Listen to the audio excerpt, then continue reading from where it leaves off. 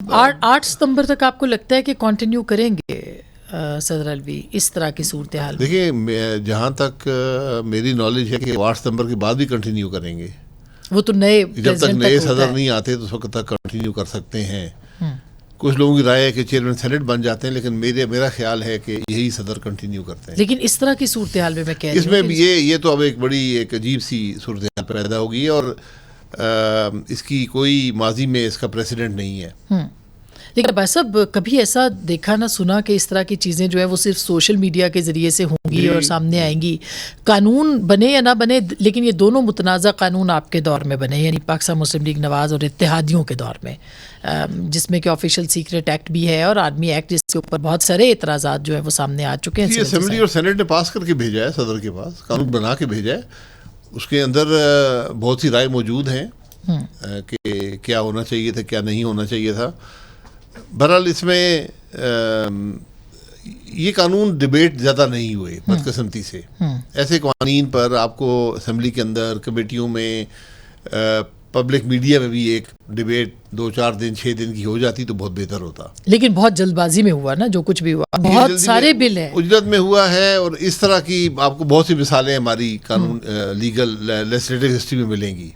یہ بدقسمتی ہے کہ ہم نے ہمیشہ یہ کوشش کی ہے، اور تمام حکومتوں نے کو، یہ حکومت اس میں منفرد حیثیت نہیں رکھتی کہ جو اپنی مرضی کا بل ہوتا تھا وہ راتوں رات پاس کرنے کی کوشش کرتے تھے. لیکن یہاں پہ کوئی دباؤ نظر آیا ہے آپ کو کہ اسٹیبلشمنٹ، یعنی ماضی میں تو ہوتا تھا کہ اسٹیبلشمنٹ چاہتی تھی، جیسے کہ ایکسٹینشن کا معاملہ تھا آرمی چیف کی، جنرل باجوہ کی. ایسا کوئی دباؤ مجھے نظر نہیں آیا، کوئی ایسی مخالفت بھی نظر نہیں آئی. لیکن بہت سے لوگوں کی رائے ہے کہ اس کو اس طرح ہونا چاہیے، ایسے ہونا چاہیے. تو یہ پھر ناکامی سیاسی جماعتوں کی جی ہیومن رائٹس یا فنڈامنٹل رائٹس کو انفرنج کرتا ہے، یہ بھی رائے موجود ہے. یہ ڈبیٹ اگر پارلیمان میں ہو جاتی یا پبلک میں اس وقت ہو جاتی، میڈیا میں ہو جاتی، کمیٹی میں ہو جاتی، بالکل، تو پھر یہ ایک مستقل قانون بنتا. لیکن یہ نہیں ہوا. اور اس میں بہت سارے اور بھی بل ہیں جن کے اوپر آج بھی آپ نے دیکھا سارا دن ٹرینڈ بھی چلتا رہا. کوئی توہین مذہب کا بل ہے، توہین جو مذہبی شخصیات کا جو ان کے بارے میں جو ہے قانون سازی. تو آپ کو لگتا ہے کہ یہ سب اتنی جلدی میں ہوا؟ معذرت کے ساتھ جو لیجسلیشن تھی توہین مذہب والی، یہ تشدد کی کارروائیوں اور اس کے والا جو بل تھا انتہا پسندی والا، یہ تو کسی کو بھی نہیں پتا تھا. ایون وزیر مملکت کہہ رہے ہیں کہ میرے ہاتھ میں آیا اور اس کے بعد پوچھا گیا اور اعظم تارڑ صاحب چاہتے تھے کہ اس کو منظور کروایا جائے.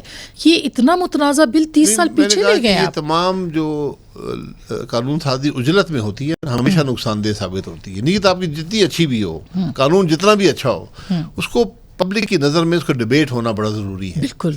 اب یہ معاملہ جب صدر صاحب کے پاس جائے گا، وہ بھی اس کو دیکھیں گے کہ یہ بل انہوں نے پاس کرنے یا نہیں کرنے.